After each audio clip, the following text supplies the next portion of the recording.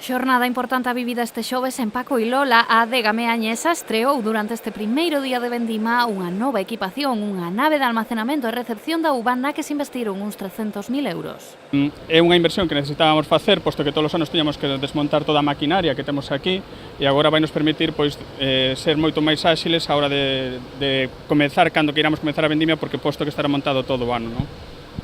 Ao mesmo tempo, temos un acondicionamento que temos aquí da zona das Mamuas e ainda temos que continuar invertindo máis ou menos hasta o mes de outubro, novembro.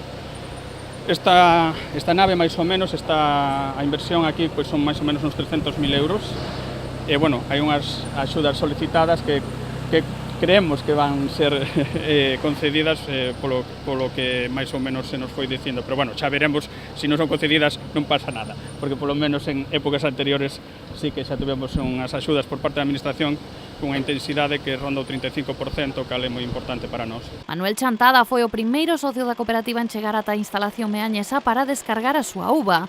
Un madrugón que tivo o seu premio e que tivo o honor de inaugurar as novas instalacións co vicepresidente da Xunta de Galicia. Rueda sinalou que dende a Xunta sempre se apoiarán as adegas porque, segundo afirmou, o viño na comunidade é sinónimo de calidade. Por suposto, comprometer o apoio da Xunta de Galicia como veu facendo estes anos. Eu creo que todo o que se pode invertir aquí se devolve multiplicado en riqueza, en calidade e en desenvolvemento do noso sector primario, de tanta xente que vive del, multiplicado por moito máis. Por lo tanto, é unha aposta segura. Estou seguro que tamén este ano a bodega Paco e Lola e moitas outras bodegas e cooperativas en Galicia, de todas as denominacións de origen, seguirán tendo o apoio da Xunta de Galicia, porque xa digo que é un apoio absolutamente eficaz e demostrado ao longo dos anos e todo o que queda por vir todavía.